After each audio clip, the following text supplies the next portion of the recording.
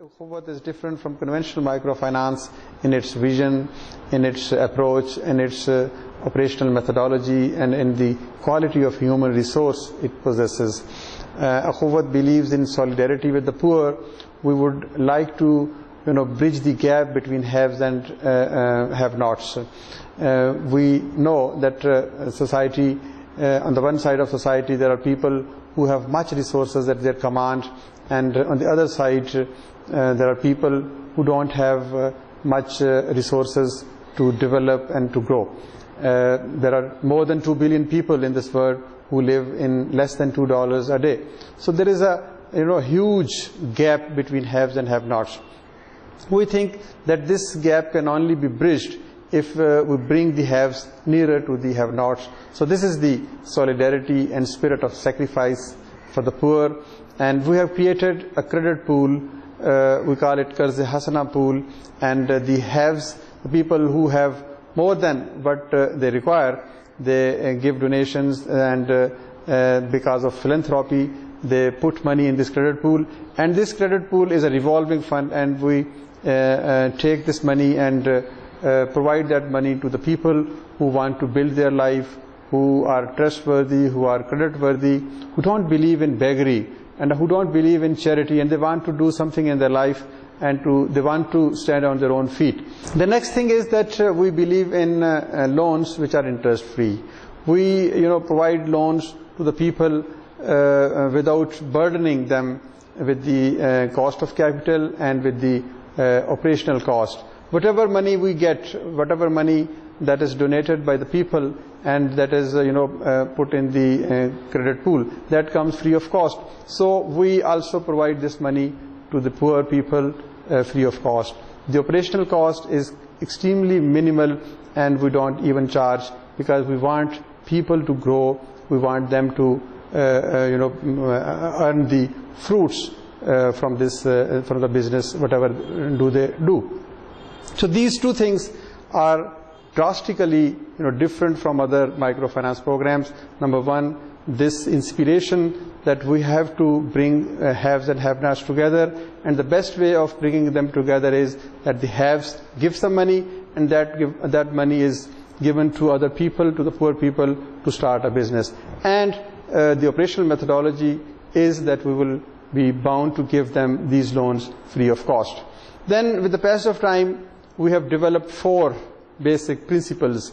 The principle number 1 is that the entire money would be free of cost, and with no interest would be levied. And number 2, the second principle is that we operate through religious places. This is very important, that we believe that the social intermediation and the financial intermediation could be made through indigenous institutions and the religious places like mosques and churches, because we think that these religious places are centers of activity.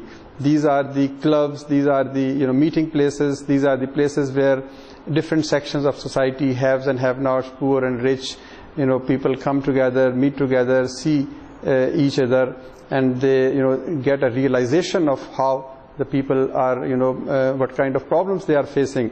So we also experience that all the ingredients of good governance can be operationalized in religious places. For example, there is complete transparency, there is a sense of accountability, there is participation, and above all, another thing is that by utilizing these religious places, there has been tremendous reduction in our cost.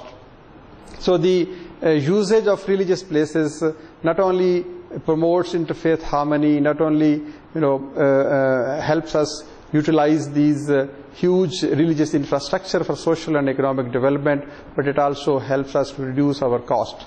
So this is the principle number 2. And third thing is that we believe in volunteerism. We believe in self-sacrifice, and majority of our people who are working with Akhuwat, they come with the spirit of volunteerism. It's a non-political program, it's a non-sectarian program. We derive inspiration from religious principles, but there is absolutely no discrimination on the basis of caste, religion, sect, creed, or language, or any geographical choices.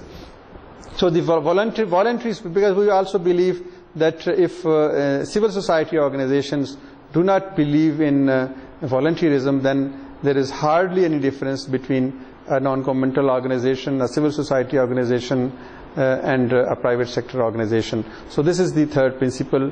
The fourth principle is very, very interesting, and that envisages transforming our borrowers into donors, because we see that whatever we give to the people, that is with an objective to reduce poverty and to reduce vulnerability and to help people stand on their own feet.